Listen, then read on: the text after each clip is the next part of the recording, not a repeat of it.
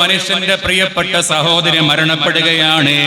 ആ സഹോദരിയെ മറവ് ചെയ്യുന്നതിനിടയിൽ അയാളുടെ കയ്യിലുണ്ടായിരുന്ന ഒരു പണക്കിഴി ആ സഹോദരിയുടെ ഖബറിലേക്ക് വീഴുകയാണ്. അങ്ങനെ ഖബറെല്ലാം മൂടിക്കൊണ്ട് അതിന്റെ മുകളിൽ മണ്ണിട്ടുകൊണ്ട് അതിന്റെ മുകളിൽ മീസാൻ കല്ല് വെച്ചുകൊണ്ട് എല്ലാം ചെയ്തുകൊണ്ട് ഈ മനുഷ്യനങ്ങനെ തിരിച്ചു വരുന്നതിന്റെ ഇടയിലാണ് എന്റെ പണക്കിഴി കാണാനില്ലല്ലോ എന്ന് ഓർമ്മ വരുന്നത്. എവിടെയാണ് ആ പണക്കിഴി പോയത് എന്ന് ആലോചിക്കുമ്പോഴാണ് അത് വീണതെന്റെ സഹോദരിയുടെ ഖബറിലാണ് എന്ന് മനസ്സിലേക്ക് ഓർമ്മ വരുന്നത് കേട്ടോ. അങ്ങനെ അയാൾ നേരെ ഖബറിന്റെ അടുക്കലേക്ക് പോവുകയാണ്. അങ്ങനെ അയാൾ ആ ഖബർ തുറക്കുകയാണ്, ആ ഖബർ മാന്തുകയാണ്. അങ്ങനെ ആ ഖബറങ്ങ് മാന്തിയപ്പോൾ അതേ ഖബറിലേക്ക് വെച്ച് നിമിഷ നേരമായിട്ടേ ഉള്ളൂ. ആ ഖബറങ്ങ് മാന്തിയിട്ട് ആ ഖബറിന്റെ മൂടുകല്ലങ്ങെടുത്തപ്പോൾ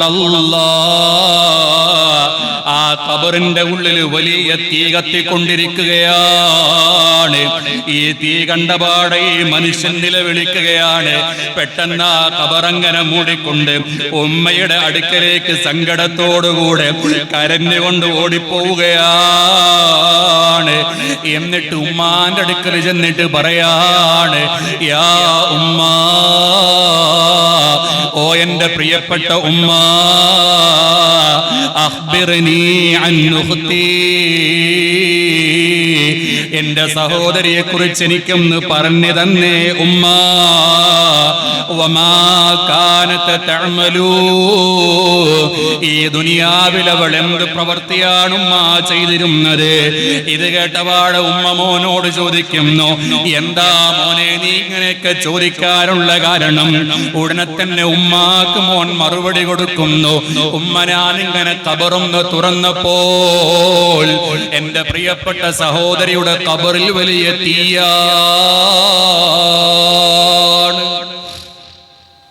എന്റെ പ്രിയപ്പെട്ട സഹോദരിയുടെ ഖബറിൽ വലിയ തീയാണ് ഉമ്മ.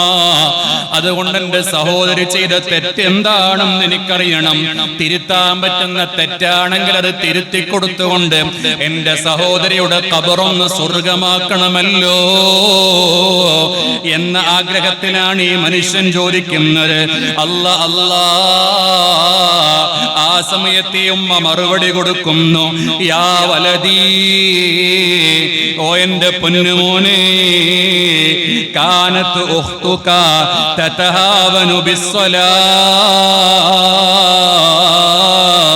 ഓ എന്റെ പ്രിയപ്പെട്ട മോനെ, നിന്റെ സഹോദരി നിസ്കാരത്തെ നിസാരമാക്കിയവളാണ്.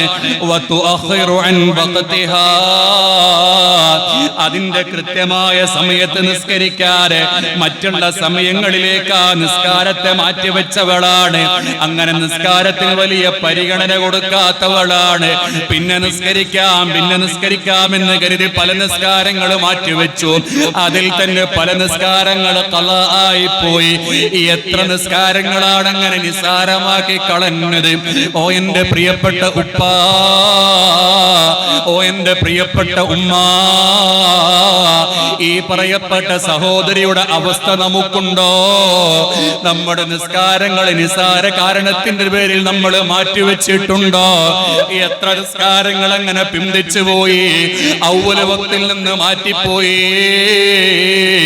അങ്ങനത്തെ ഒരവസ്ഥ നമുക്ക് വന്നു പോയിട്ടുണ്ടെങ്കിൽ അല്ലാ അല്ലാ,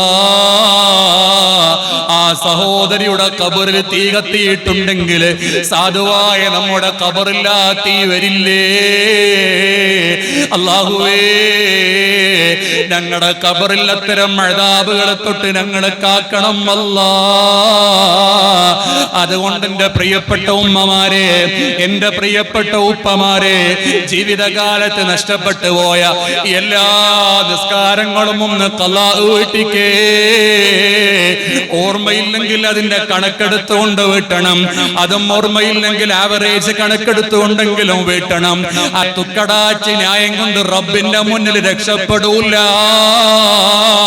ഇവിടെ നിസ്കരിക്കാനുള്ള ആഫിയത്ത് റബ്ബ് തന്നിട്ടുണ്ടെങ്കിൽ, അതിനുള്ള ബുദ്ധി തന്നിട്ടുണ്ടെങ്കിൽ, അതിനുള്ള ആരോഗ്യം തന്നിട്ടുണ്ടെങ്കിൽ, അതിനുള്ള വീട് തന്നിട്ടുണ്ടെങ്കിൽ, അതിനുള്ള ഭക്ഷണം തന്നിട്ടുണ്ടെങ്കിൽ അല്ലാഹ് പിടിക്കും കേട്ടോ.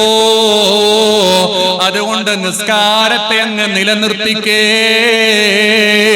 നിസ്കാരം ഒഴിവാകുന്ന ഒരവസ്ഥ ഉണ്ടായിക്കൂടാ.